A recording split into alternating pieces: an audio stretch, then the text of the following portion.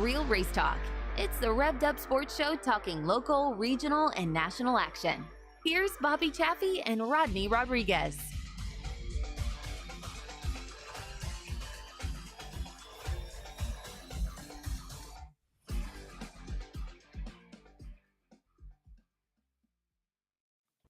Hello, friends. Welcome in on a Tuesday. It is #Real Race Talk.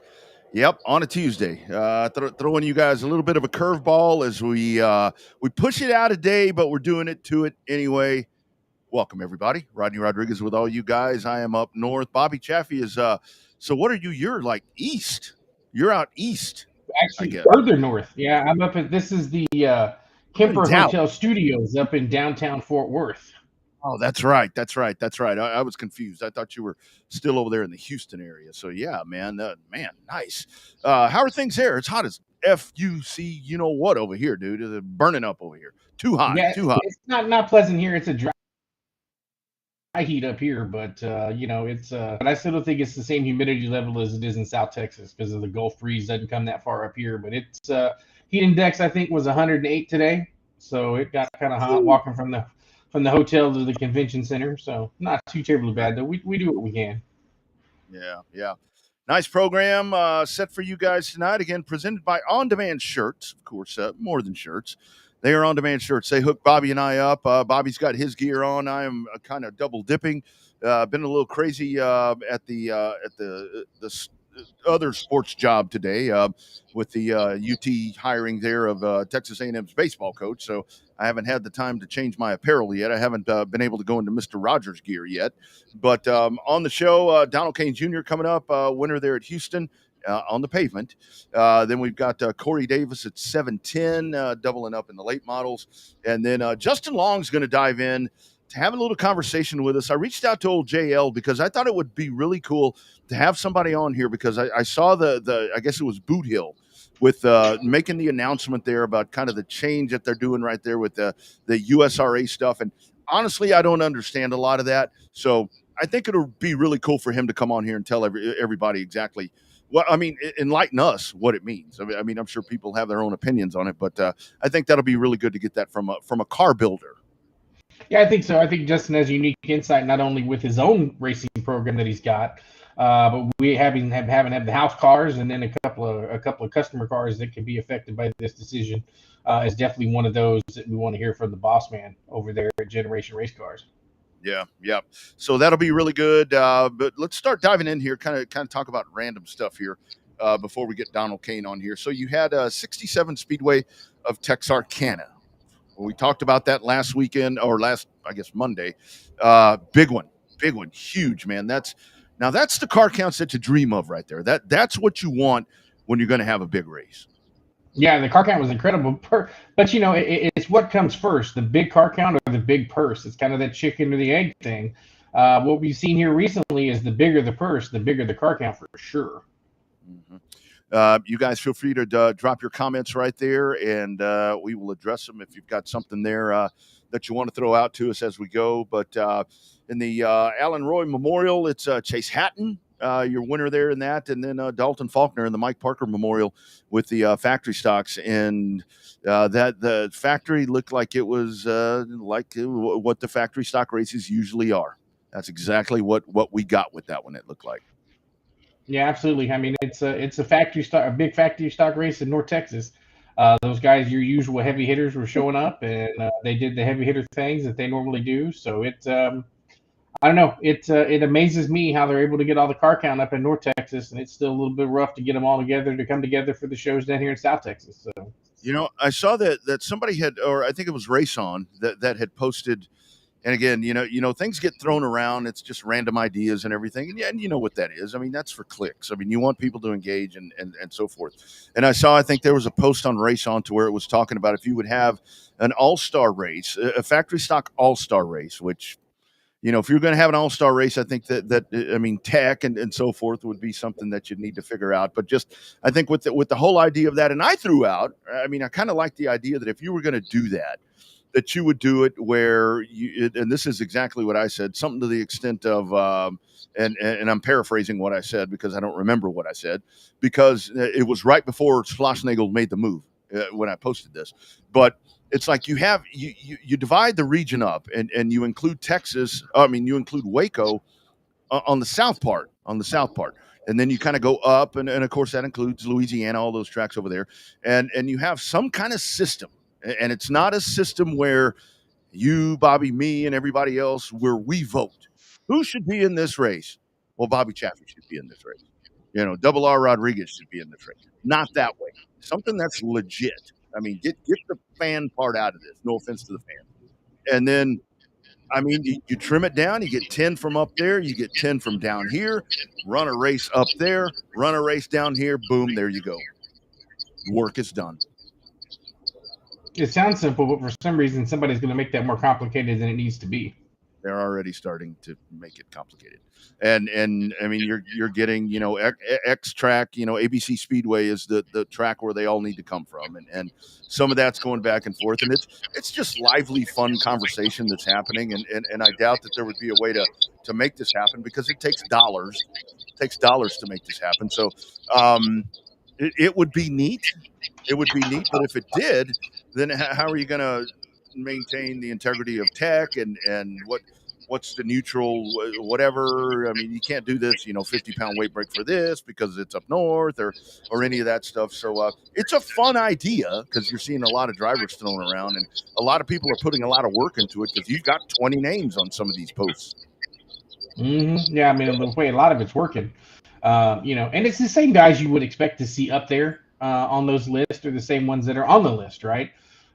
You got your heavy hitters. We talked to them all on this program at various points throughout the year, and so the way that it's going to work is those guys are there, and they're up there for a reason, right? Just because they are both popular with both our media compadres and the fans, right?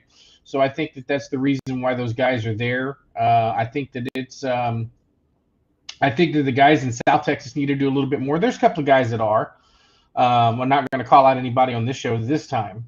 But I think there's a way that we need to create a few more superstars down south, because it seems like all the factory stock superstars are up north. Yeah, it really is. I mean, that is the thing. And again, I think a lot of that is, I mean, the multitude of racetracks over there.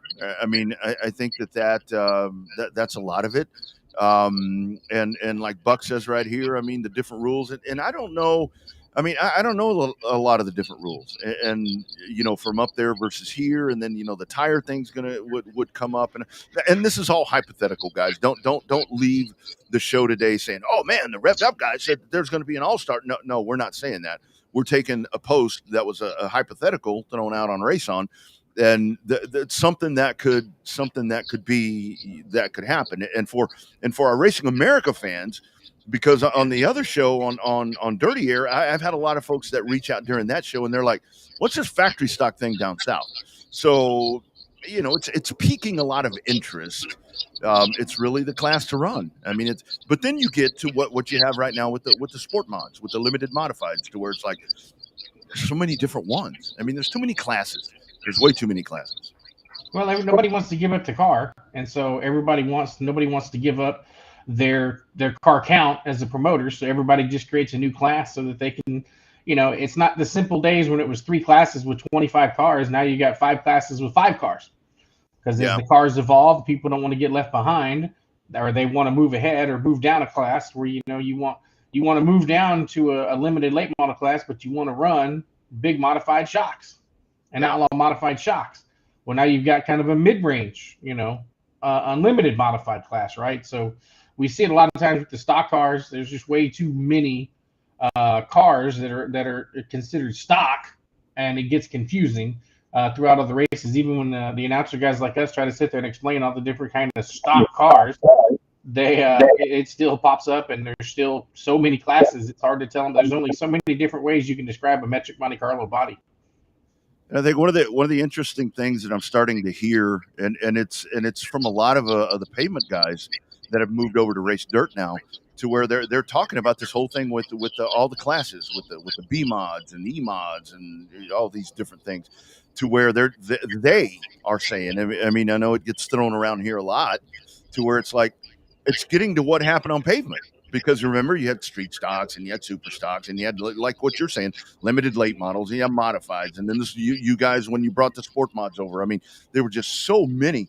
And that's one of the things that I'm starting to hear now, and it is mainly from the pavement guys, to where it's like, man, this is getting a little out of control. I mean, it's not worth developing not to put the cart before the horse, because I think this is some of the stuff Justin may say. It's not worth building a class because guys don't want to run in the other one for whatever reason. And I really feel like that's what's happening. And that's not healthy for the sport, and it's not healthy for the promoters. I saw a post where, promoters are talking about, I mean, how hard this gets. And now we've got hard numbers on how hard this is to be doing this shit. Yeah, absolutely. I mean, when a promoter opens up their heart and opens up their checkbooks and put it publicly online on Facebook, you get to see that most promoters, including most of the ones that we know, are not making. If they make any money, they get thrown under the bus. Oh, the promoter's making all this damn money. If they're making money, it's pennies on the dollar. A lot of times, most of the time, they're in the red. When they're in the red for too long, we all know what happens. So take your friends to the racetrack and try to support any track that you can. Yep, no doubt. Before we dive back to our regular stuff, instead we can talk about NASCAR maybe a little bit later on, kind of bounce that one around a little bit. But I think that all of us, sorry, man, there's something in the air around here. It's like I can't see very well. I've been coughing. I feel like shit, to be honest with you.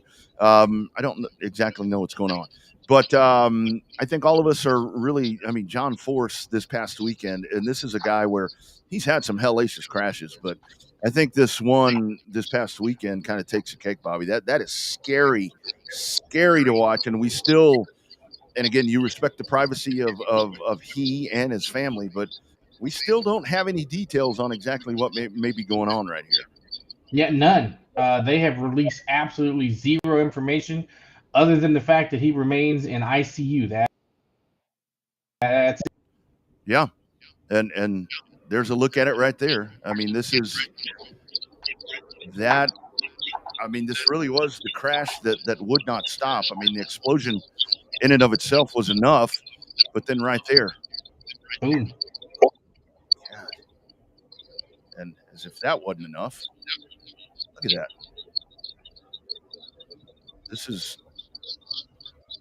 That's a lot, man. And he's 75. Let's not forget about that. That's the other part about it. And I mean, I think this is probably the best thing right there, where you saw that he came out and they were talking about that he was responsive and so forth. And that's really the thing. But, it's that, like we talk about guys that when the time comes to step away and so forth, I think this is really where, I'm not one to tell a legend what to do, but I think this is maybe a time where Mr. Force might want to think about just running the team and or maybe letting the daughters kind of take control right there and just kind of getting away from this thing, because that right there is crazy. Yeah, wicked is what it is. Yep. Quick comment right here. We run pro mods. They're saying they want to run. Well, there you go. I mean, that's what happens. I mean, you get the classes that continue to be developed, and that's that is what it is, and that's what's happened here. And now it's a little bit of a pickle to where you have now different things that are going on. All right, let's go to the phone line. We're going to the Revved Up phone line now, as we're going to dive in full Tuesday star-studded cast that we're going to be talking to tonight. And we welcome in our man. This may be his first time on. It is Donald Kane Jr. How we doing, brother? Good. So what's happening over there, man? You still relishing in asphalt victory glory, my friend? It was pretty cool. That was the first time I've done that. Yeah. I just talked to Chuck Barber about 30 minutes ago. He's still ecstatic that we got the win. Absolutely. So, Donald, I got the chance to talk to you there in Tiana Manis Victory Lane, there at H&P. Talk about how you and Chuck got hooked up. I think that's an interesting combination, an interesting pair, yourself and Chuck, especially when it comes to setting up asphalt cars in Houston. I met Chuck I believe it was about 3 years ago. 4 years ago now. Actually, yeah, 4 years. And at Cotton Bowl for the Cotton Bowl race, the Oktoberfest. And ever since then, we've just hung out. And the one night that I drove his truck the first time at Edna, he wasn't feeling too good. It was really hot. And he came over to my pits and he said, "Hey, do you want to drive my truck?" I told him, "Well, hell yeah." So they opted us to the rear because they changed drivers, and we ended up winning that thing from dead last. So ever since then, me and Chuck's been really good friends. Not only just because of racing, but we've hit it off since day one. Yeah.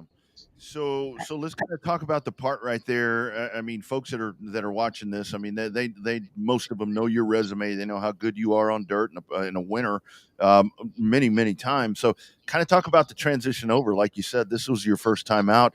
Some of the differences in your opinion, because it is a very different style. I mean, a very different style. Kind of talk about some of that, how you transitioned over. The main thing that I liked was didn't have to wash the car for 3 hours after the race. So Sunday made it really quick for me. I literally just unloaded the car and got it, ready to be prepped because otherwise I spend my Sunday washing the car. Um, the track wise, I feel like it's easier on asphalt. I think dirt's a lot harder. Especially like if the dirt track goes dry slick, it's a different animal. I feel like the asphalt, the bite's always there every lap, unless if your car's not hooked up. And Chuck made it where the car was hooked up all weekend. I have no complaints on that. Yeah. And really, I just think the asphalt's a lot easier. To be honest, there's a lot more changes and shit that you have to throw at it. Yeah. And one little change could throw your whole setup off. We learned that pretty quick. Well, I did. Chuck just proved that to me. Yeah. On Saturday. So, nice. Dirt, the track's always changing. You can move your lines to trying to find the bite where it's at on dirt. But really, asphalt, the bite's always there. And I feel like I'm sore off the asphalt. I'm never really sore off a dirt track. I can go 50 lapper and I'm not sore. That 20 laps, I was really sore after this weekend. Yeah. It's probably sitting on that big fat wallet you got from winning all that money that you don't normally see on the dirt track. Talk about overpaying people first, man. I know you talked about it a little bit in the Victory Lane presser, but talk about that, man. That's some pretty good pay for a factory stock there in the greater Houston area. That is, with the little car count that we have and Owen to keep paying it, that's really badass on his end. He's wanting to try to get the class to grow, and I think it should grow. I do know a few racers that don't want to show back up because there's been some banging on the other cars, but hell, I was one of them in the heat race, but it all worked out for the feature time. So I think if he could get that situation caused, I think there'd be more cars that would show up, to be honest. Yeah. And $800 is quite a bit of money to go win in about 20 minutes. Yeah, that was one of those things where you came in. I mean, you guys came in because there were a couple of y'all. Y'all came in, and that aforementioned driver had kind of been dominating right there. So I don't think he liked. That's where he resorted to the chrome horn maybe a little bit right there. But that's not right. That's not right at all. Talk about these cars on pavement. I know a lot of folks when Owen first had the idea, it's a lot of folks were frowning on it. But having been in asphalt racing myself for most of my life, and I'm just over 25 years old, this is what an asphalt stock car was. I mean, we can say they're dirt factory stocks, whatever, but this is what they were minus the big tires. Kind of talk about driving one of these things on there, man. Yours looked extremely hooked up when you were out there. Yeah, in the heat race, we made a couple of changes, and it actually hurt us. We were too tight. And me and Chuck talked for the feature, and we went back to what we did in practice, and it was a rocket. I mean, the car just felt like it was on a rail, and it was actually the same when I started the race to the end of the race, and Chuck was really shocked. And you know, I think there is just a lot of different changes that you can make, and from asphalt to dirt, it's a big change.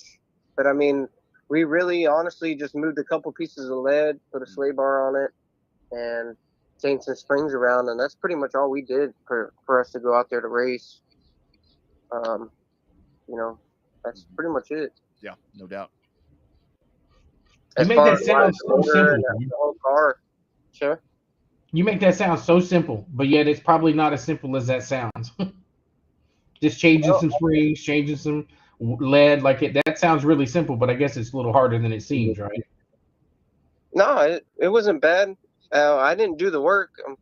I had Grant Whitney and the guy that I always race for, the car owners, and then David Thomas. They went over there and then did the stuff for me, and it's really not that bad to move a couple pieces of lead and some springs and stuff. You can do it within about an hour and a half or two. Yeah, absolutely. So, in your opinion, Kane, what do you think? I mean, and I know a lot of it is because there's always big shows. There's always money for dirt guys. What do you think some of the hesitance may be for guys to maybe come try this? Every now and then. I really can't speak for anybody else. I mean, I'm not really too sure. Yeah, me either. me either. Yeah. I call guys and I just don't know. So anyway, sorry, Bobby. I mean, I think if they tried it, they would like it for sure. Because I was hesitant to come, and Grant he's like, "Come on, come do it with me one weekend." So I was like, "Piss on it, let's go." I was like, "If you get the car ready, I'll go." And he got the car ready, and we showed up. Yep, absolutely. So I mean, I started a new job, so my racing is gonna slow down for me for a bit. So, but as if I can get the car there, I'll be damn sure to race. No doubt about it.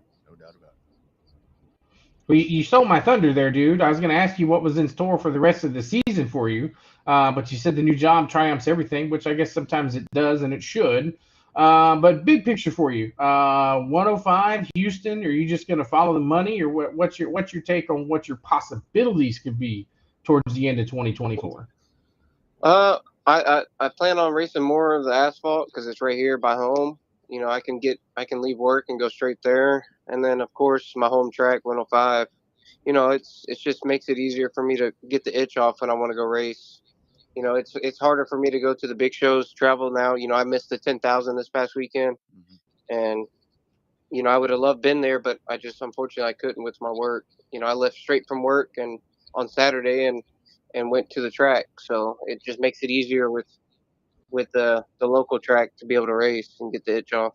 Well, I'm glad you were there, dude, because we need guys like you to come over here and do what you did to make this look like it'll work. So, lastly, talk about Chuck. You kind of mentioned him there a little bit. That's we got a lot of good dudes in this business, and I say this a lot. And I tell you, Chuck and his folks, they're just diehards. They're grinders. I mean, they just come out and have a good time. You talked about that relationship. Just kind of talk about that. He's just a good dude. Just a regular good old boy. Oh yeah, he's a really good. He's very particular on what he does, how the changes. He's become one of my best friends all around. Love it.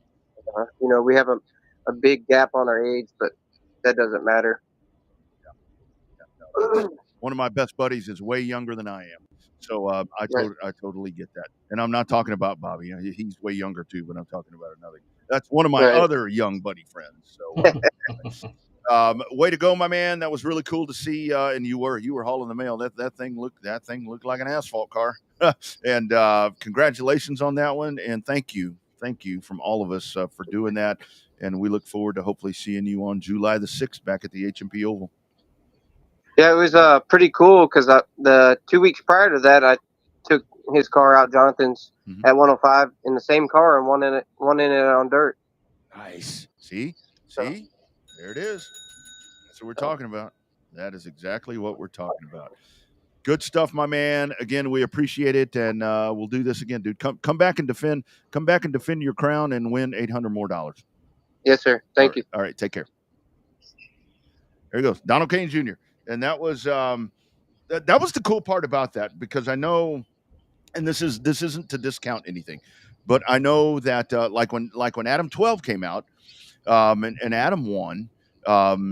Adam's a pavement guy, so that, there's that. Like when Homeyer came out, I don't think he had been on dirt. He was kind of, trying to figure things out. But I think that the big thing right there, I mean, obviously, Donald Kane Jr. is a wheelman.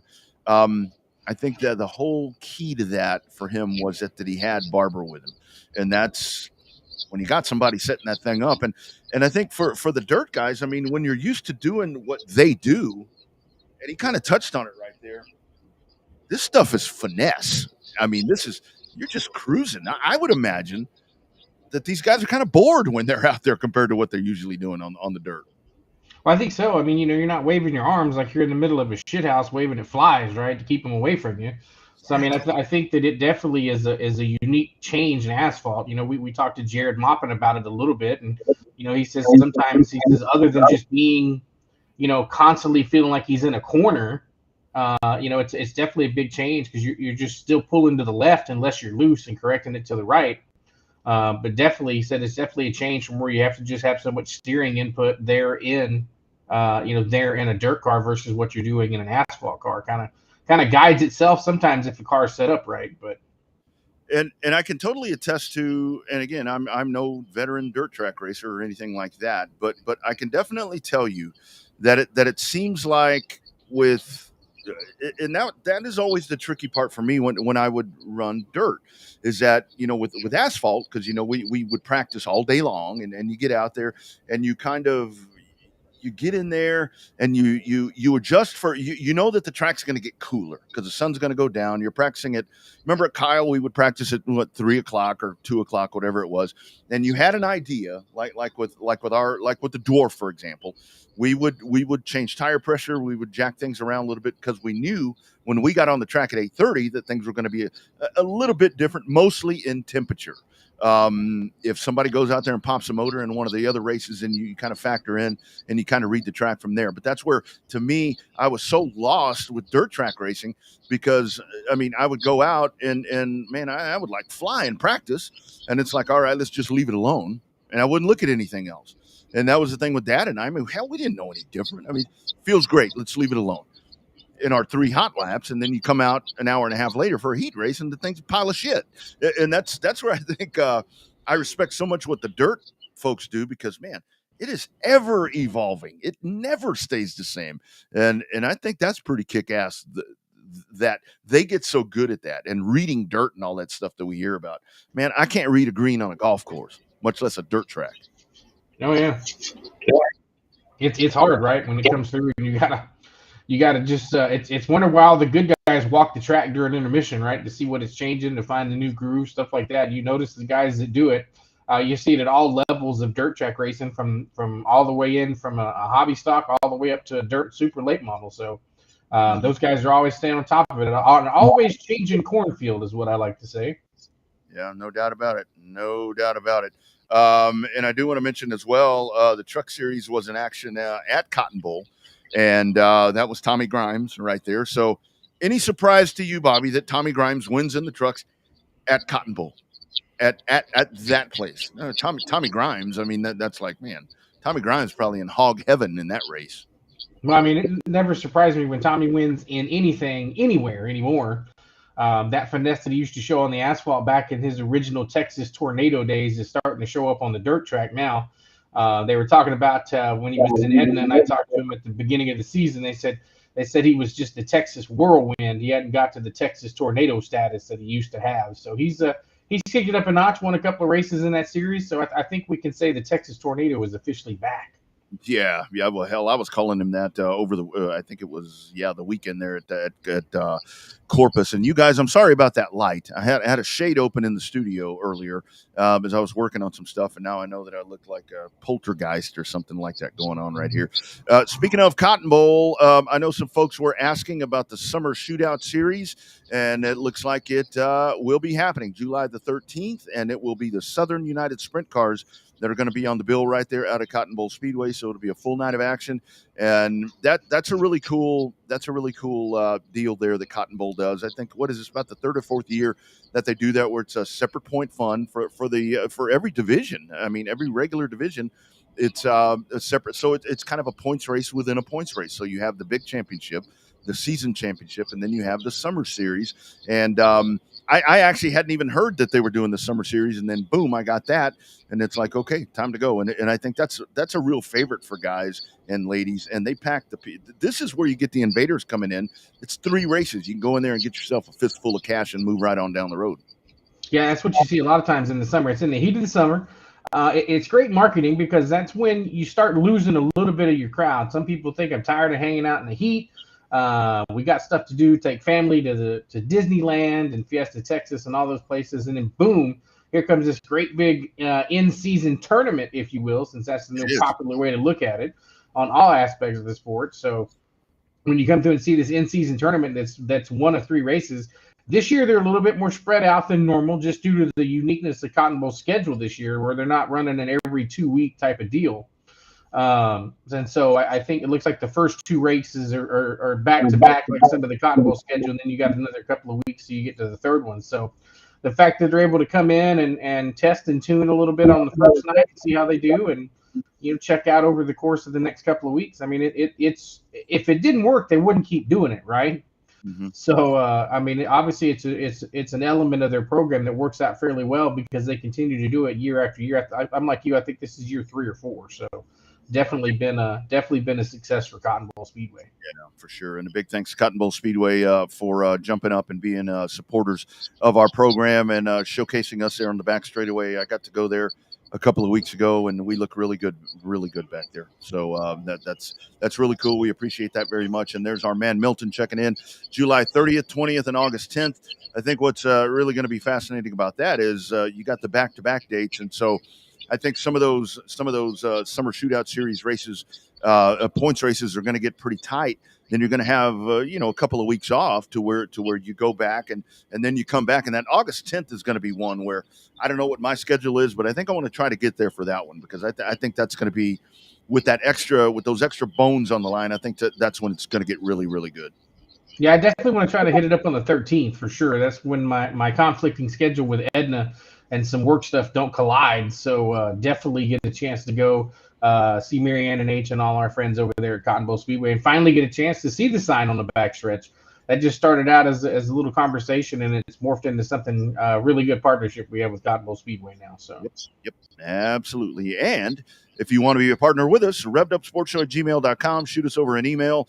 Message Bobby or I on any of the socials, Facebook, X, Instagram, all of that, and we can definitely have that conversation. We'd love to be a part of your racetrack. Just let us know if that's something that you may be interested in. Before we dive in, coming up shortly, we're going to talk to Corey Davis. Bobby, I do want to ask you a little bit about, you mentioned Jared Maupin a while ago. There's no doubt Jared Maupin is just an unbelievable race car driver. And to watch him, how he is taken to the pavement. I mean, I'm not surprised. I knew this was going to happen. But just to watch with what he's done, especially the differences right there with the truck and the Outlaw, vastly different machines. And I know it's smaller car count. But I got to tell you, the other night, the Outlaws, that was a stacked Outlaw field, and he made it look pretty damn easy, to be honest. Yeah, there was a really good post-race press conference that we had with Jared Maupin there in T&M Mandy's Victory Lane at the HCP Oval. All the pressers are posted up on the HCP Oval Facebook page. Lots of really good insight from the drivers that won. That we had a couple of back-to-back winners, including Jared and some other people. But definitely, he's on record in the presser saying that he enjoys this asphalt thing, that he's not giving up on dirt. He said the biggest problem he has is he just has too many race cars to decide which race car he wants to run in that week. So he's got a big mod, he got a big IMCA modified, a sport mod, a late model, and then you throw in a truck and an outlaw and a factory stock. That's a lot going on in the potential to have your pick of rides depending on what weekend it is. I'd said a long time ago that in my opinion, and we have a lot of great drivers, but the three young lions that I think could really storm out of here. I mean, and a couple of them are already at different levels. Arcaden Honeycutt, Memphis Virial, and Jared. And it was just a matter of Jared getting that opportunity. And this isn't a slight at any dirt track driver. It's just that these are the guys that are doing both surfaces. And I truly believe that Jared, I think that once we get to December, I don't know what the rnminstall.com plans are for that team and John Heil and all of these different things. But I really, really think that if they choose to put him in a pro truck and or a modified in December in Pensacola, that this is going to be he's ready to run with those guys. There's no doubt about it. I mean, I think it would be a really good idea if they kind of did the stuff that our man Max does with some of his developmental guys, where they take him to Mobile, kind of let him get used to that stuff a little bit, get him good at Mobile, and then send him over to Pensacola. But I really think if this guy goes for the Derby, he's going to contend, if not win, both of those races. I think he's got a shot. I mean, his ability, it's one thing. We've seen lots of racers, and we have lots of racer friends, and hell, we were racers ourselves. But I think the difference is you can see drivers that have that it factor. And the guys that you mentioned, Caden, Memphis, and Jared, all have that special it factor, if you will, where given the right brakes, given the right opportunities, and given the right circumstance, those guys are going to drive the wheels off of anything. Caden has definitely proved that over the course of the last 4 or 5 years. Actually, happy belated birthday to our man Caden Honeycutt. Just turned 21 a couple of days ago, which makes me feel really old because we remember watching him when he was running Bandoleros and first breaking into the sport, right? So it's Caden gets a chance to run again this weekend with our buddy Al Neese, and he gets a chance to showcase his. He should have won that race at Kansas. But the pit crew didn't really do him any favors. But the way that he handled himself after that, lots of racers could learn a lot by the way Caden Honeycutt handled that loss when the pit crew kind of kept stumbling on their toes. But I think in terms of the ability to come through and showcase, I mean, I think is a good thing. And the biggest thing is what we've learned is that the car owners that we talk to, they look for two things. Like, one is they love winners. And two is they love guys that don't tear up a lot of equipment. And those three have shown that they don't tear up a lot of equipment. Have they been in accidents? Yeah. They usually their own fault? No, not really. But definitely the opportunity when it comes, you have to make the most of the opportunity. And as they come, you got to go up and seize that brass ring and go for the gold. So. Yeah. And I think a lot of it is that these guys, I mean, it is that. I mean, it's the prowess of being able to drive, anything. And I had a conversation with someone over the weekend, and it was about Jared. I mean, he was a race fan, a long tenured race fan. And we were talking about Jared, and it's like, well, but yeah, Jared's in that equipment. I'm like, yeah, well, he's in that equipment because he's that good. So, I mean, it's not one of those things to where you can just pop anybody in those cars or truck and they're going to be that good. I mean, it really is that everything kind of comes full circle to where he's just really that good, and he does kind of fit in. And there's a lot of these guys, and I think that the thing about it that I've really learned as we've gotten more familiar with dirt track racing is it's these guys that really hone their stuff on dirt. They get to asphalt. I mean, look on the Cup Series. I mean, look at the Cup race the other day.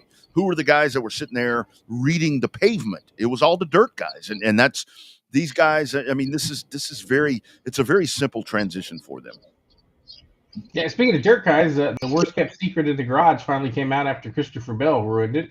Our friend of the show, Chase Briscoe, we'll probably talk about it later, end up in a Joe Gibbs car. But it was weird to see how, it's an experience level thing, right? Those guys were searching a pavement track for wetness to run the wet weather tires. So the ability to adapt and learn on the fly is something that every racer needs to try to up their game on. So that becomes a unique factor that different car owners and different individuals will look at when it comes to driving their race cars in the future.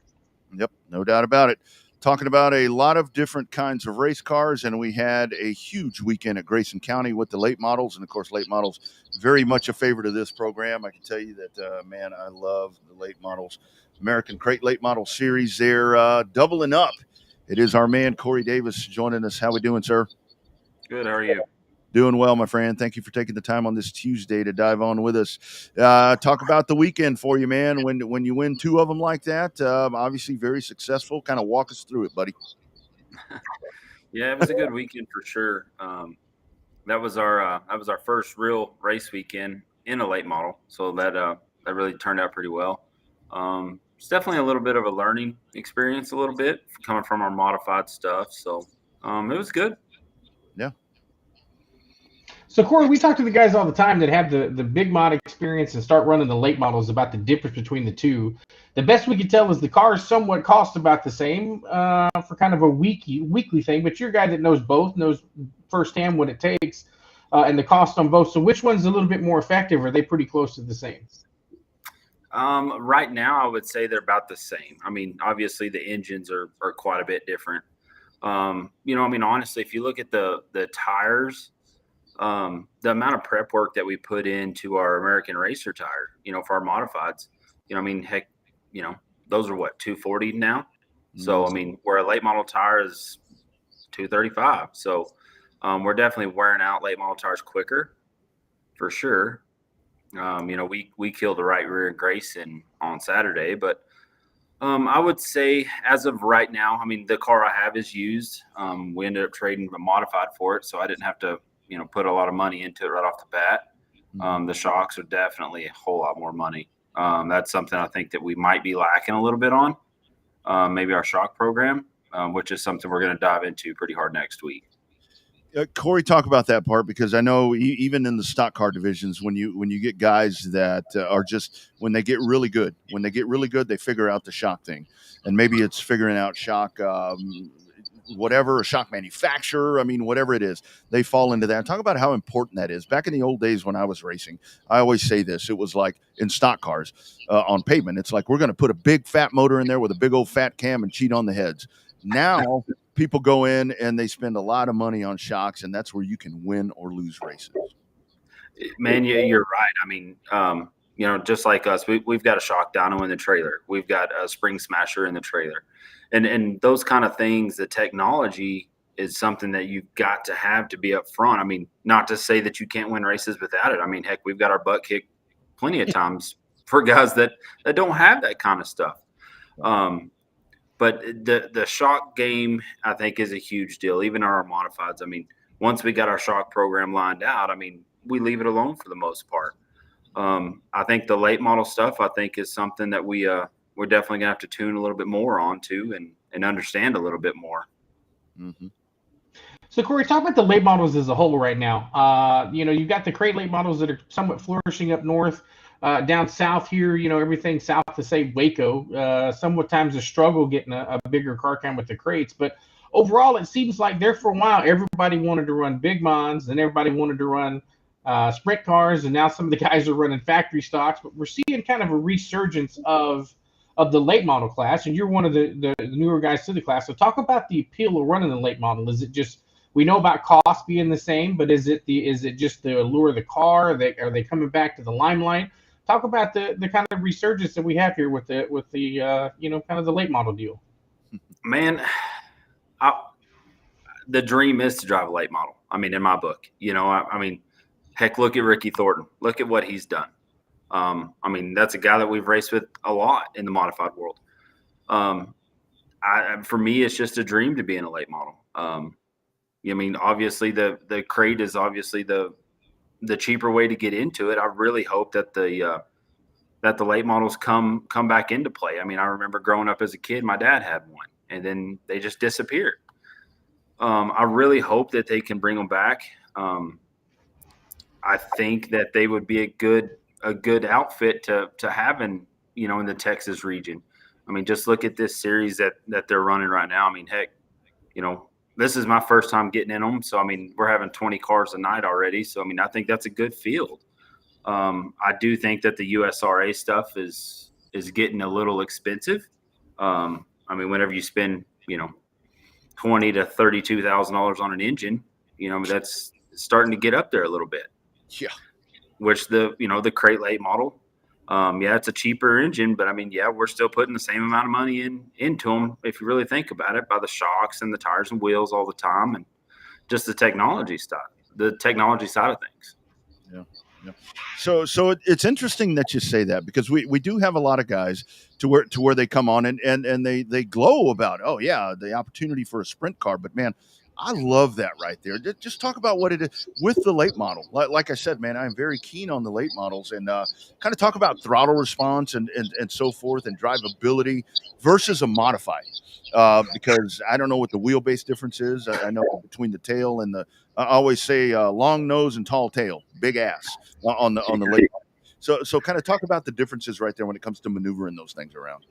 So what I've seen so far, the wheelbase is quite a bit shorter. I mean, you're looking at 103-inch car versus 108.5. Oh, it seems like the late model, obviously with the tire, that thing turns on the nose really good. The modified stuff seems to have a whole lot more hike in it. And I don't know if that's, obviously right now we're just getting started in the late model stuff. So I've got to go to the workbook and find some things here.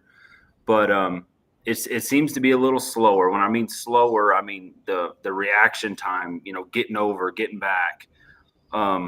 It's not as aggressive on throttle. Like when I mean aggressive, I mean when you stab in the throttle and it just hikes up and jars you down real hard in a modified. Where these cars don't seem to, which we are racing on smaller racetracks. So I mean that might have something to do with it. But it's taken me a minute to feel around the nose, to know where I'm at, where my limitations are, to get up to run up next to somebody. I mean, you're not used to running in a 92-inch wide car. Yeah. So, and I mean, heck, even looking out the left side, my modified's got a lot of hike in it, but I don't have an extra 5 inches above the deck on the left side that I can't see out of now. So, wow. You can, even in the modified stuff, you can tail arrow. We can get arrow tight in the modifieds, even on, little racetracks like Route 66 in Amarillo. It's somewhere I race my modified at. I can start getting arrow tight there on entry in my mod, but you can really feel it in these late models a whole lot quicker. I bet. Absolutely. So Corey, let's talk about the mods for a minute. Obviously, we're keened in on the late models because your wins this weekend, but it seems like that USRA versus IMCA versus Outlaw, all that stuff has kind of put the divide on the bigger core group of the modifieds.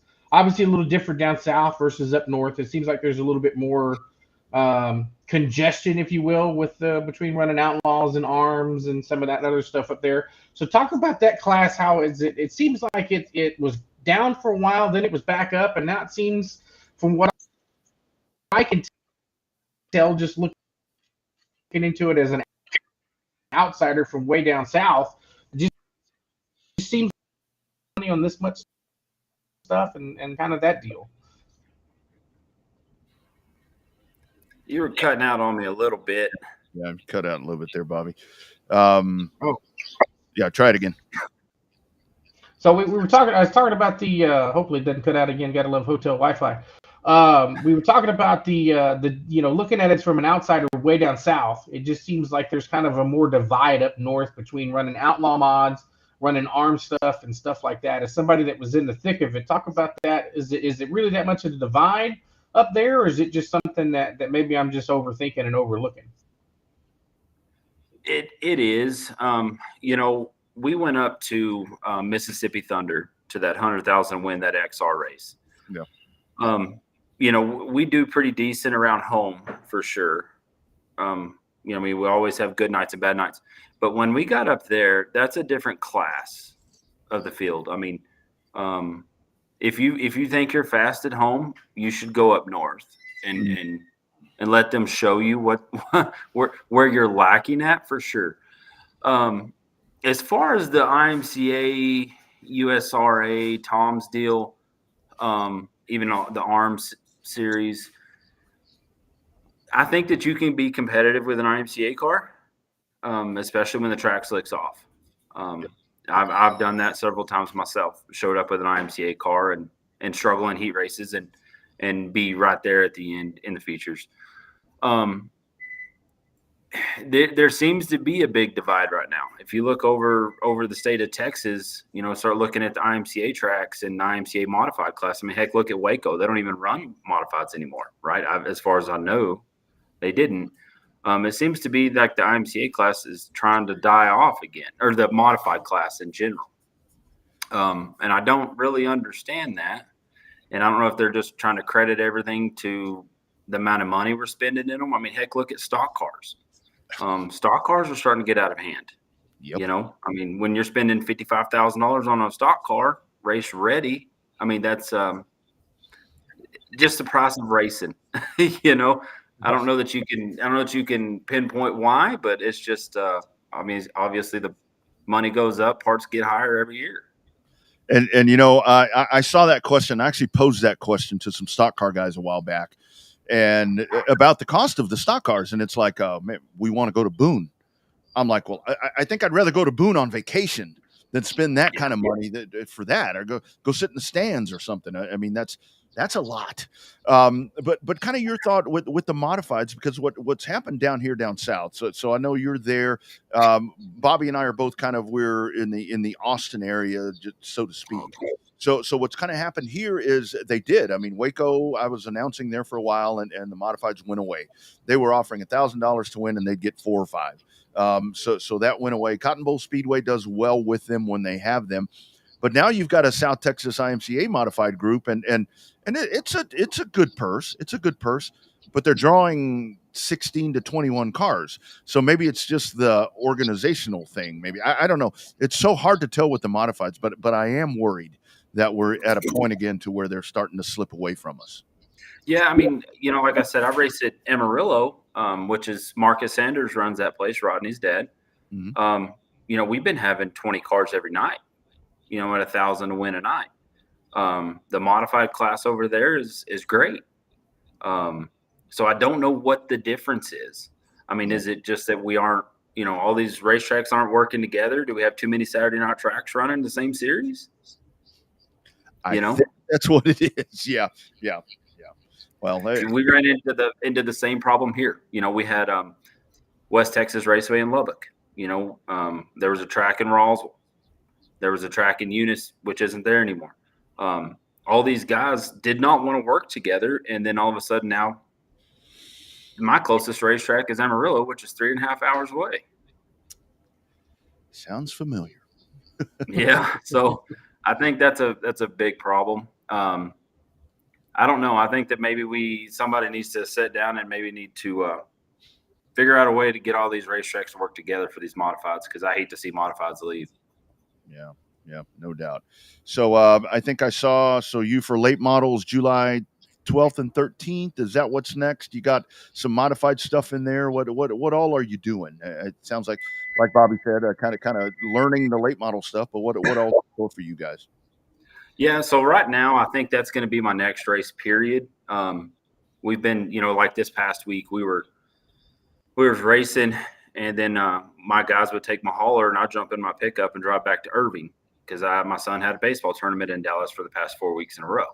So I was back and forth with that. And then I actually leave on Tuesday to head to San Marcos for baseball, 5 days of baseball with my kids. So also we go to a family church camp in Tyler for a week long. So, that takes precedence over racing anyway, spending time with family. So that's going to be my next race, is the 12th and 13th. Like I said, we got into the slate model deal just to kind of try it out. It's always been a dream. Obviously, we would love to be in a super one day. So now we're going to really sit down and focus on the slate model program, now that we've kind of can show that we can kind of run up front and have something. So now we're going to go to the drawing board and try to find some speed. Man, Corey, so you're doing late models, modifieds, and select baseball. That You must have some money hidden in the backyard over there somewhere. Just trying to work my butt off, man. Trying to find the time to do anything is hard. No doubt. So Corey, when you come to San Marcos, make sure you stay away from the river because it's going to get pretty crowded during the summertime. And then you got to go, if you got that right down the street from the baseball fields, you'll have a good time there. It's one of the staples of San Marcos food. Roddy and I both grew up outside of San Marcos, so we know the ins and outs of it. So that's a good place to go. I'm writing that down so I don't forget about it. Yeah, and if you happen to run into Herbert Jr., who'll probably be at the cash register, tell him Rodney the Miner sent you, because he used to sell me beer when I was like 17, so I became Rodney the Miner way back in the day. So, yeah, it's good stuff. Yeah. All right, man. Congratulations on doubling up. Good luck on late model stuff. Let's do this again, man, because we are pounding on late models. Trying to, I have visions of tying this all together somehow with North and South. I think that would be a really cool concept. Man, I hope that the late models continue. Like I said, we're going to continue to run them. I hope that it grows. I'm having a lot of fun. Which, I mean, heck, anytime you're winning races, you're having fun. Yeah. But it's something new.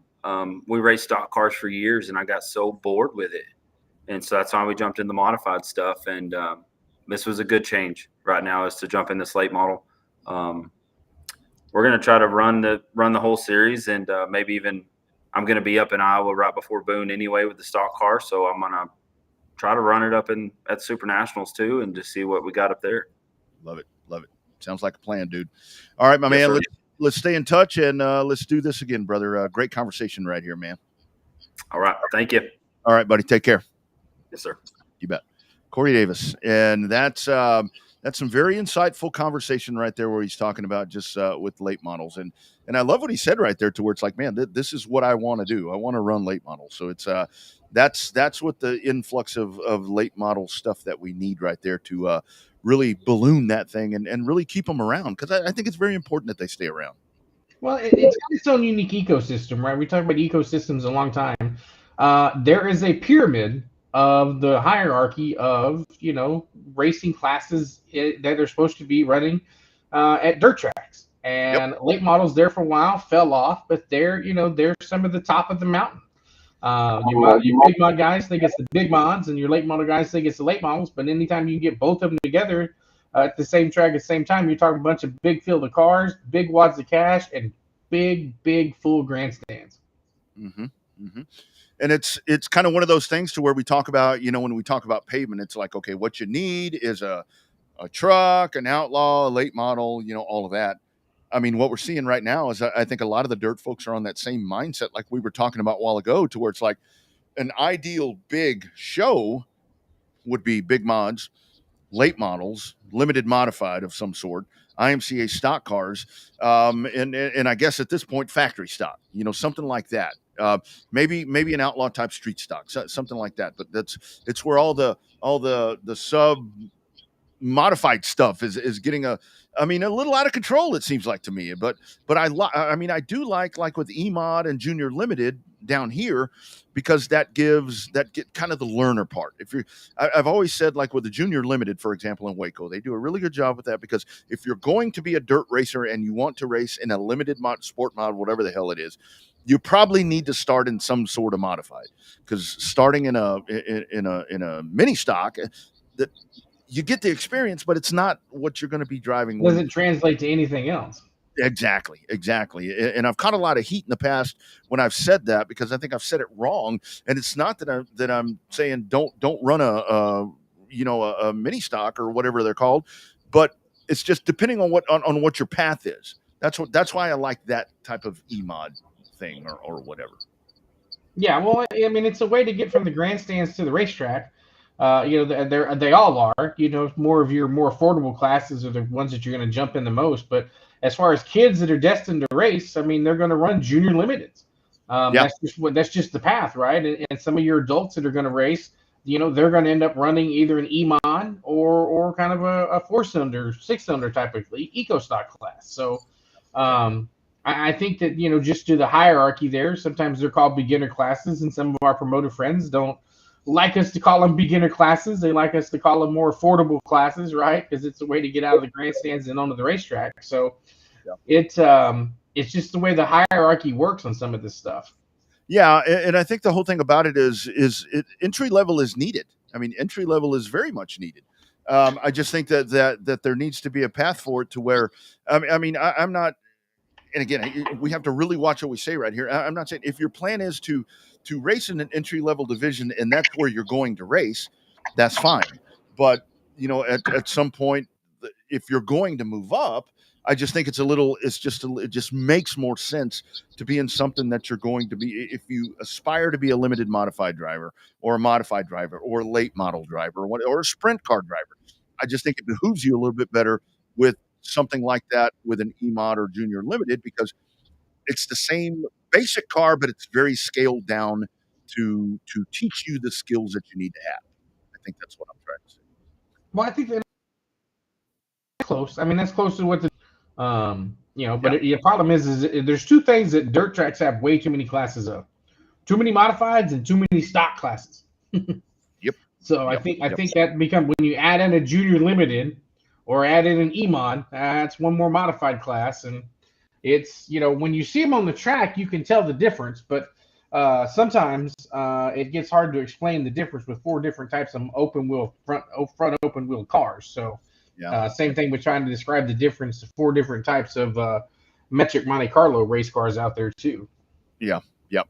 And that's the whole thing. And Todd, I'm glad you mentioned that, because we are going to answer that for you. We are going to have an answer for you coming up. But that really is the thing right now. It's a lot. It's an abundance of those divisions. And again, we'll discuss that further here in just a second. Before we do that, how about a word from our great friends at On Demand Shirts?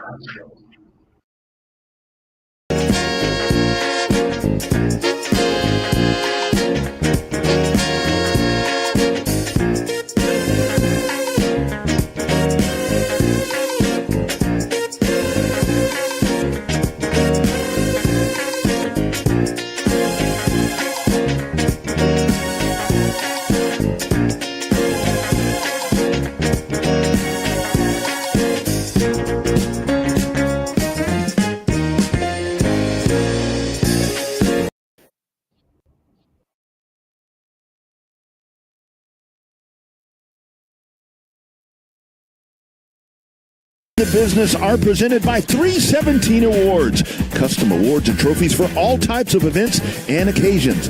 Plaques, custom trophies, custom laser engraving, custom laser cutting, custom vinyl work, banners, and more. It's 317 Awards. When you've got an award to give, you might as well give it with pride and get it from the best in the business. Check out 317 Awards. 317 Awards, On Demand Shirts.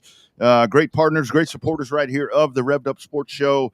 Really cool stuff right there. Bobby's got the gear on. I don't have mine on. I was doing some other stuff here just a bit ago, but I will definitely have it on in Corpus this weekend as we head back to the South Texas Race Ranch. Let's go back. There it is right there. There it is right there. Let's go to the let's call it the Generation Race Cars Hotline, as we're going to bring in the chief executive officer, the main man, the whatever you want to call him over there, the man that calls the shots. It is our man Justin Long checking in on the program. Justin, oh, pretty good. Can y'all hear me pretty good? Got you loud and clear, man. It's like you're right next to me. Man, it's a good thing that y'all couldn't get me on that live stream, because I'm sitting here currently in my boxers. And I got a cold drink in my hand. People have to pay pay-per-view hours for stuff like this. Oh, damn. We could have made some revenue off hot. this. It is hot up here in the DFW, I can promise you. Oh, man. It's concrete heaven over there, my man. I think that's the problem. Yes, sir. Yeah, no doubt about it. Go ahead, Bobby. Sorry about that. Yeah, Justin, I'm feeling the heat. I'm in Fort Worth for a work conference for the next couple of days, so it's right smack downtown in the middle of concrete jungle. There's not a lot of breeze in between these tall skyscrapers, so I've been feeling the pain myself. It reminds me when I lived up here for 10 years ago. So talk about the big news, man. You're the one that we first thought about when it came to helping us describe the difference between B mods and limited mods and all those stuff running together and separate and all of that. So set the table for us. Tell us about all this big news that's happening up here in the north regions of Texas. Yeah, mainly, I just want to start out. We considered building B mods, when this deal came out.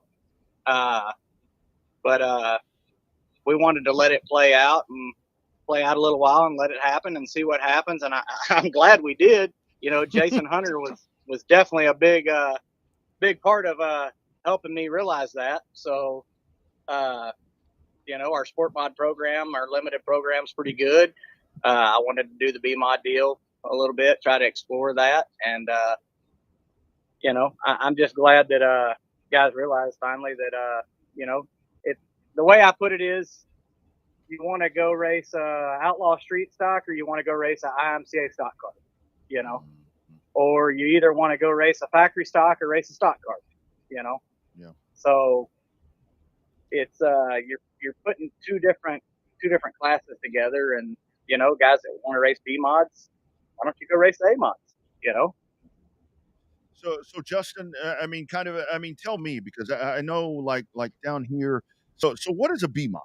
I mean, because I know what they do with junior limiteds in Waco. I mean, I know what they do that and why they do that. E mods in Corpus, I know what that is. I mean, what is a B mod? That's so basically the best way to describe it is, I mean, here in IMCA, I mean, we race a bunch of IMCA stuff up here, and we've raced some USRA stuff, you know, but prime example of why it's a little different is, you know, the Southern Sport Mods, they went to Vegas, they raced against the Northern Sport Mod. You know, it's a 3-link car.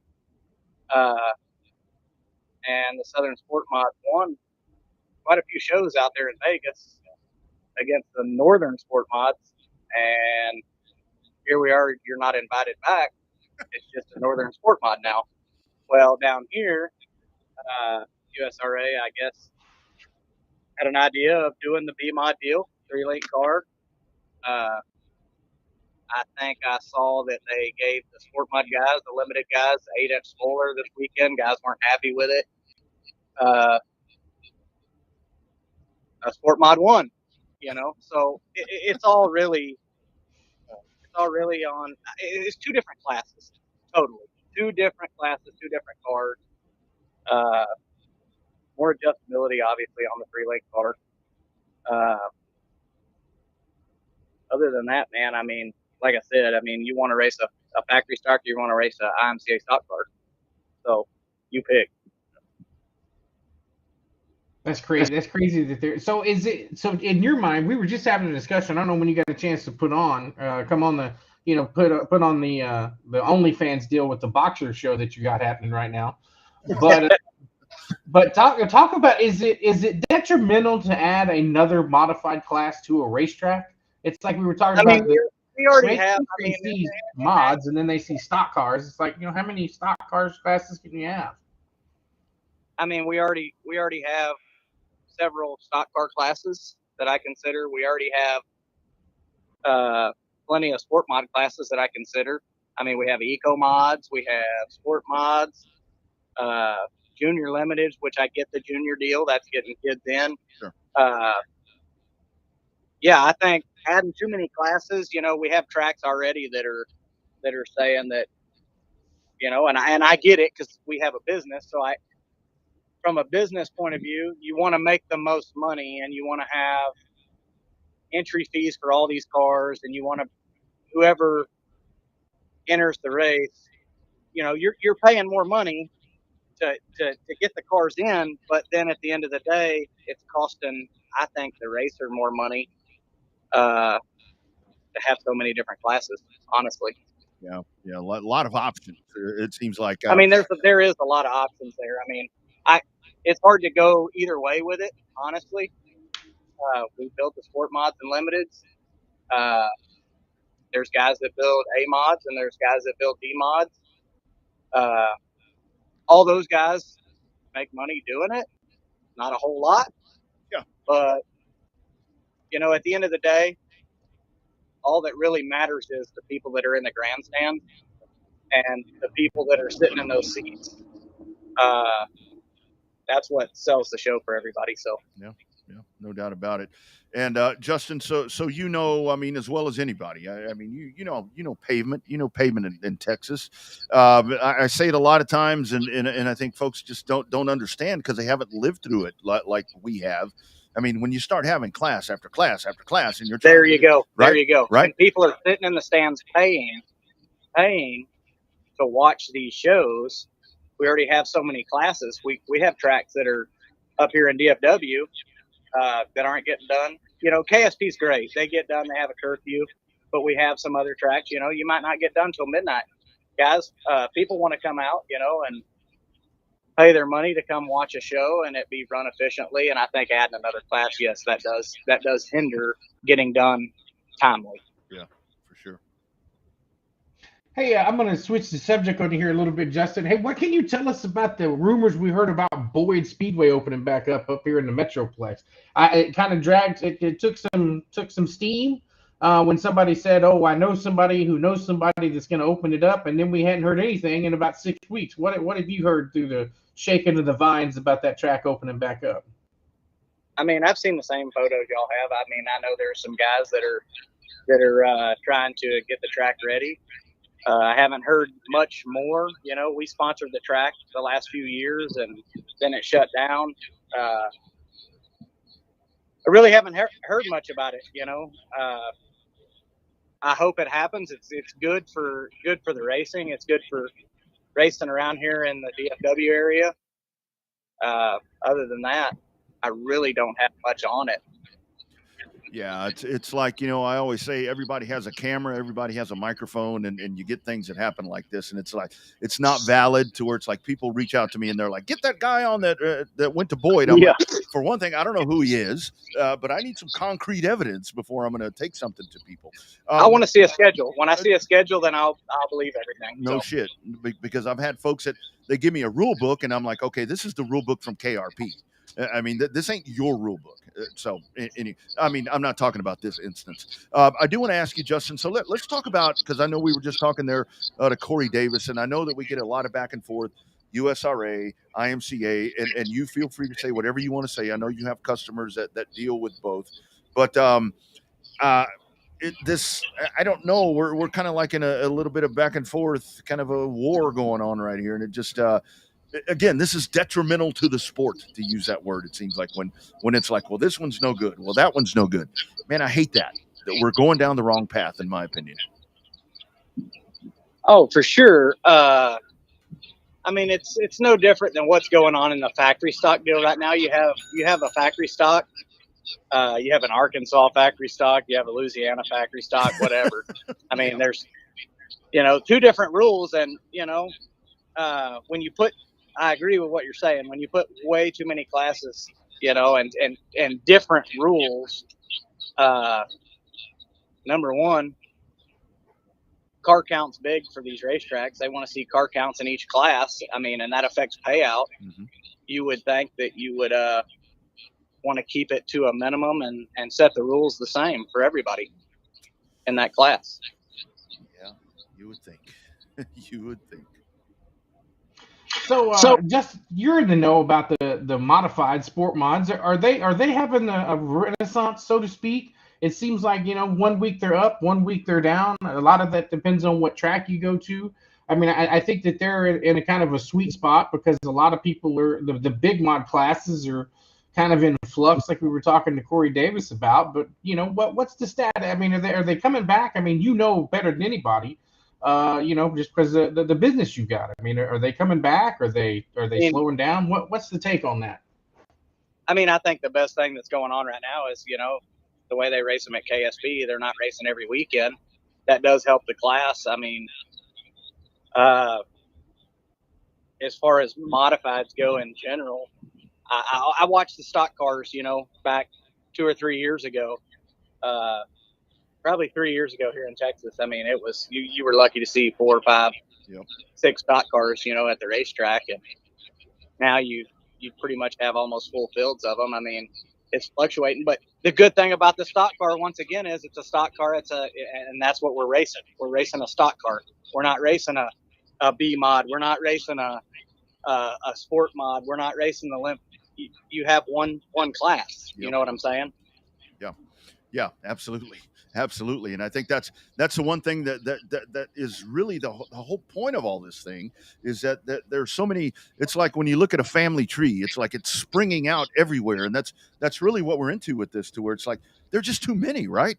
It's like just, and how do you stop the bleeding at this point? Because it's like you can't convenience everyone, and that's what it seems like happens so often, right, Justin?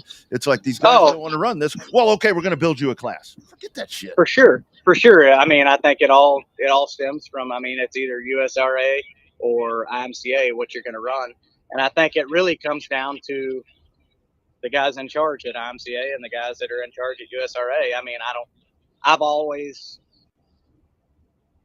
I've really never understood why the guys don't get together. I mean, you can have something good coming, you know, and both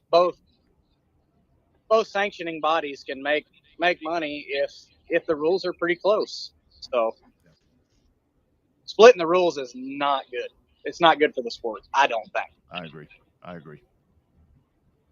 Anytime you cut something in half like that, I mean, you know, it's an internal civil war.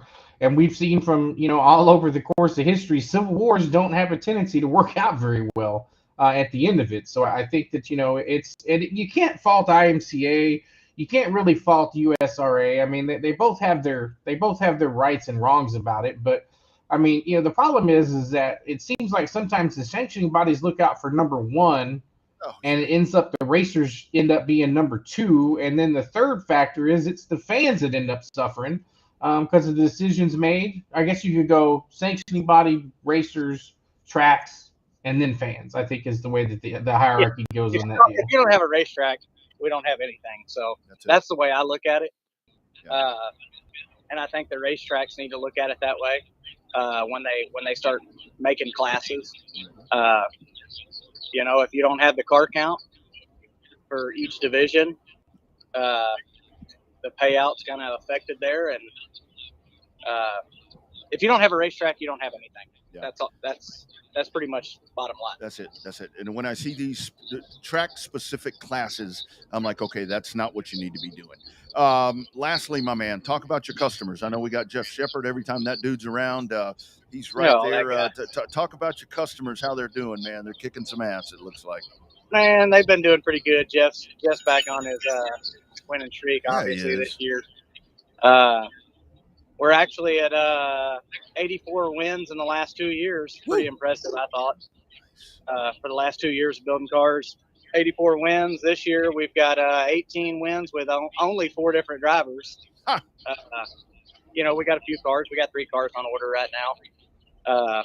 And, of course, we keep up and maintain everybody else's in-house cars customers. But we're on track, I think, for a pretty decent year. We're trying to hit that 100-win mark. So. Mm-hmm. Yep. Long way to go in the season, my man. I think a very attainable goal that you guys have in mind right there. Absolutely. Man, well, again, very glad we don't have video because, well, hell, who knows? The numbers may be higher. If we we'd have more viewers for sure, but I'd have to charge for that. Yeah, that's right. We'd have to give you a check after this residuals. Yeah, you'd be sending me a check. So hell yeah, no doubt about it. No doubt about it. All right, dude. Thanks for jumping on because it's a hot topic and it's going to continue to get. And I know my buddy Jason Hunter. He's out there in West Texas right now. He's sitting in the AC. You know, he's there for 2 weeks, usually a month, and then he comes. He tries not to come around as much anymore because we don't have near as much AC here. Yeah. But he sits in his little AC out there. But he's been out there. I just want to give a shout out to him. Yeah, no doubt about it. Well done, my man. All right, dude. We'll check in with you soon. Like I said, when we get these topics, I'm coming to you because a lot of this shit we don't understand. Now it makes sense. So we appreciate it, dude. Absolutely, man. Yep. We'll talk at you soon, man. All right. See y'all later. You bet. Take care. There he goes, Justin Long, and like he's talking about right there. There are just a lot of classes, Bobby, and they're not they. We are treading on dangerous territory when we start doing this stuff.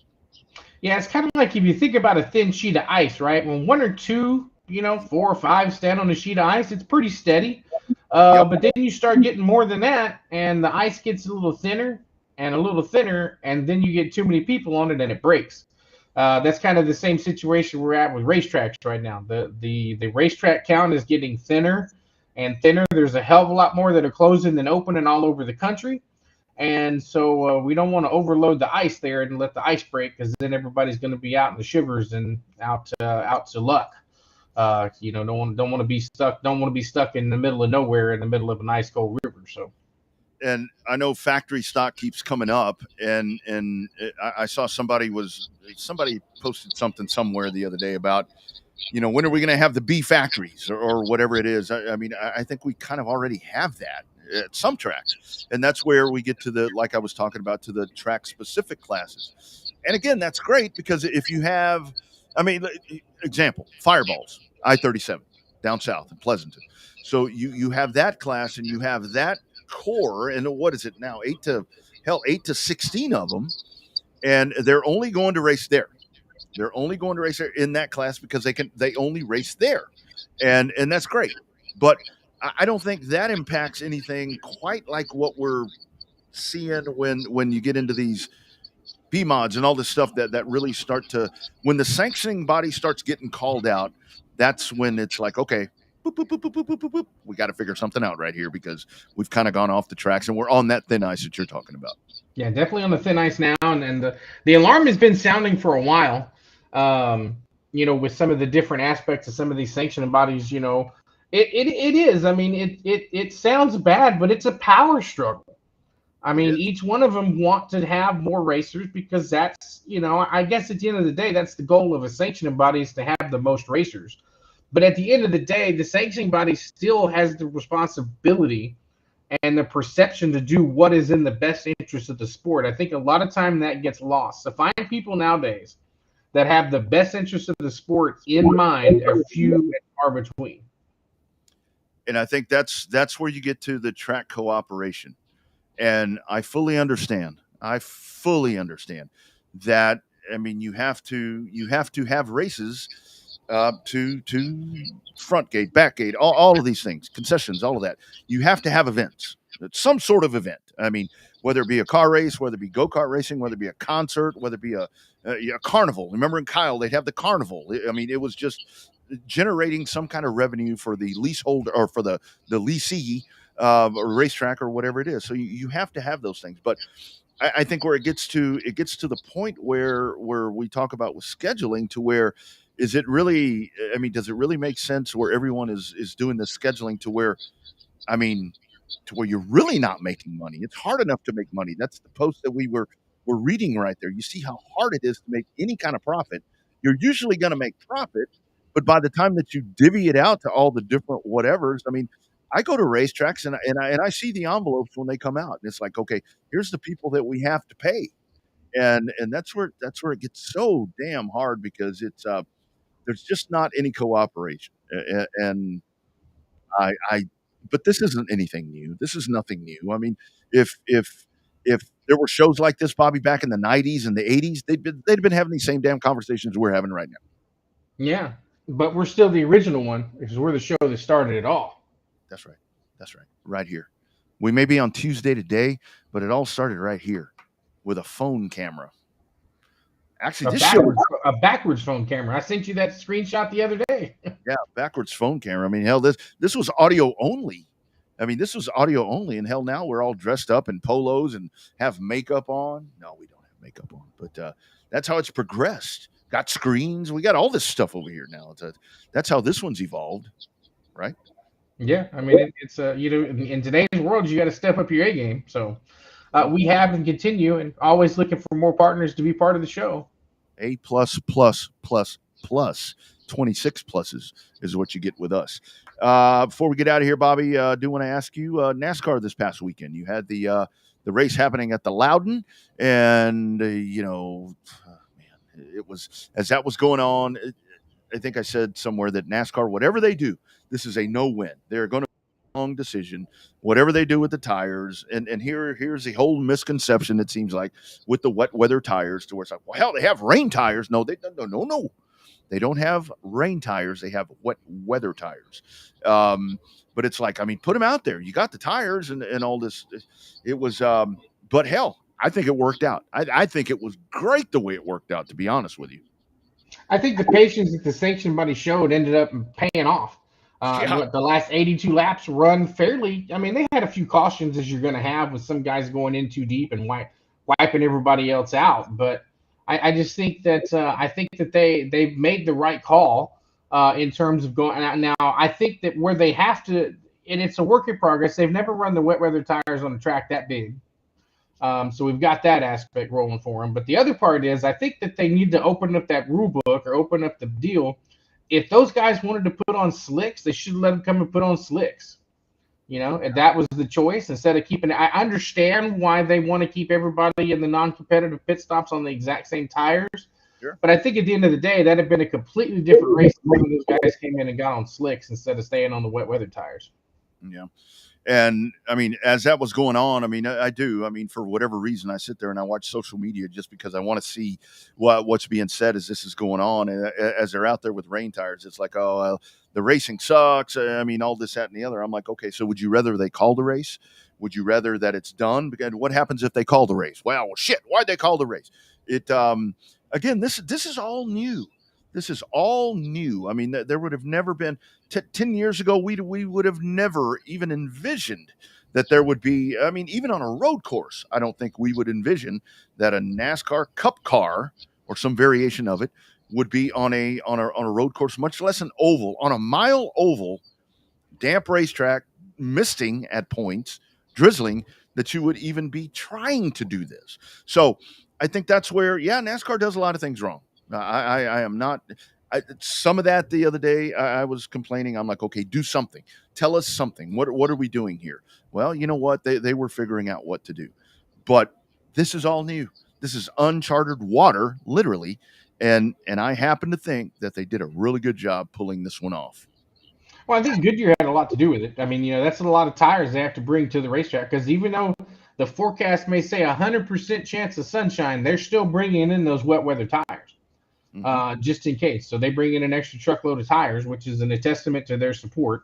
Sometimes we talk about it. Do we need another tire manufacturer? It might spice things up. But at the end of the day, Goodyear's supporting the series, and that's a good thing for all involved. I think the other thing, too, we learned a long time ago at the debut race of NASCAR at COTA that the Cup cars can race in damp, but they can't race in a monsoon. And that has changed things for sure. And that was with the old Gen 6 car before they went to the Gen 7s. That has changed the game. I think that the tire compound they found for the wet weather tires has been good because they took that was the soft tire they used at the All-Star race that everybody said was going to blow up and blow out and cord out and all of that good stuff, and it ended up lasting some guys 100 laps. Mm-hmm. So I think they found a little bit.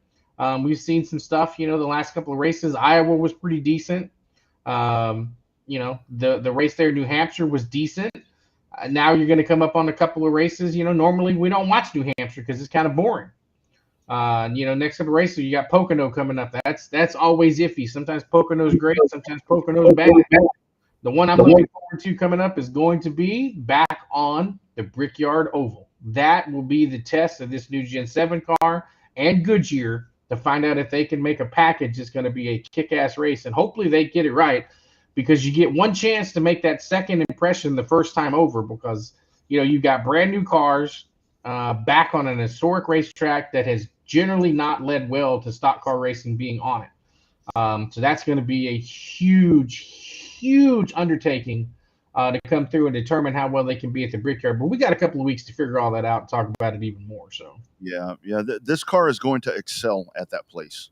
Because I think a lot of, not a lot, but some stuff that they may have learned this past weekend at New Hampshire. I mean, the flat corners, all of that, again, totally different configurations. I totally get that. The speeds are going to be different, but I think that this is where this car is really going to be a hero on the biggest stage. And I think the fact that you're moving them back to the oval, again, this isn't going to be the world problem solver and everybody's going to be back in love with NASCAR. But I think that with the show that we're going to see from this car on that track, I think that it's something that's going to really reciprocate well with some folks that maybe have been soured a little bit.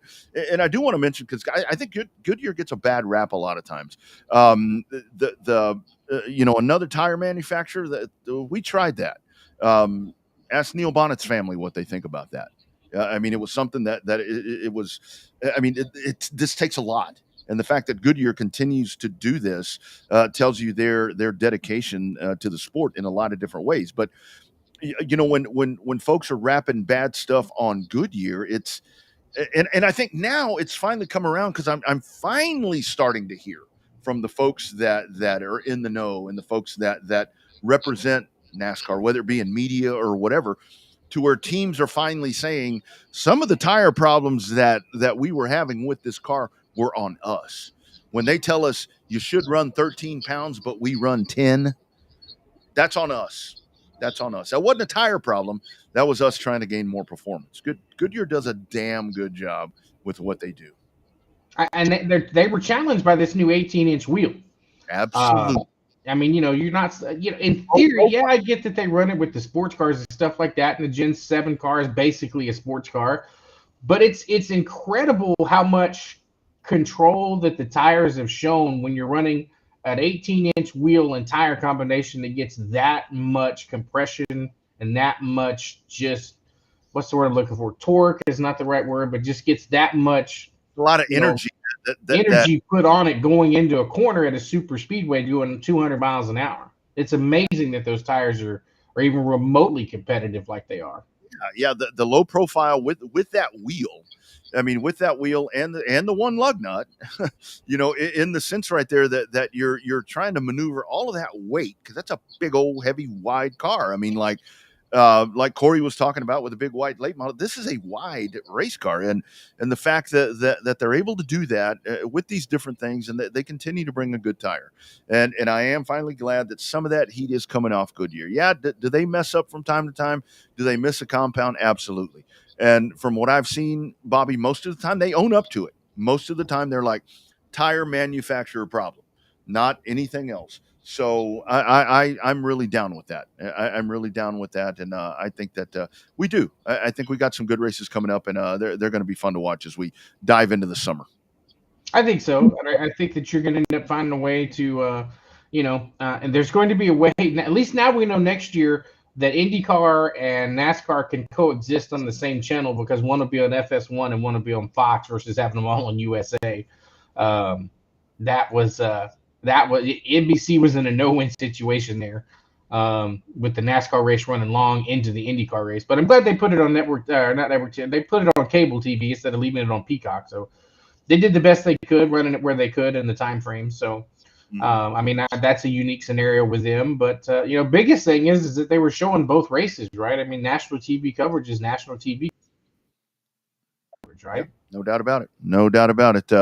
And I tell you that's just a sign of things to come right there. I think where you're going to go from NASCAR into IndyCar, or vice versa, where you go from IndyCar and segue right into NASCAR. So I think it's a really good problem to have. All right, this has been a fun Tuesday show. Again, we'll be back on Monday next week, same time, 6:30 Central, 7:30 Eastern. This was just, as you can tell right there, Bobby looks like he's at a new construction home right there, at a model home. Looks like he's having an open house over there with what he's doing. So that's why we did this. Poor Bobby's having to work. I'm over here just kind of messing around, doing this stuff. But so when do you come home? Late tomorrow night. Nice. I had to get up here had to come up here bright and early Monday morning. I get to go home late and dark Wednesday night. There it is. That's what I'm talking about. All right, you guys, hit us up on the socials. Send us over if you have any questions, any comments, any of that stuff, right there on email, revvedupsportshow@gmail.com. Follow us on those socials. Bobby is at Bobby Chaffee. I'm at the Rodney R. We'd love to connect with you guys. Keep the great feedback coming along, and we'll continue to give you the best content that we can find. # Real Race Talk. We are based in Texas, but we are worldwide. We look forward to seeing you guys on Monday. He's Bobby. I'm Rodney. We're out of here.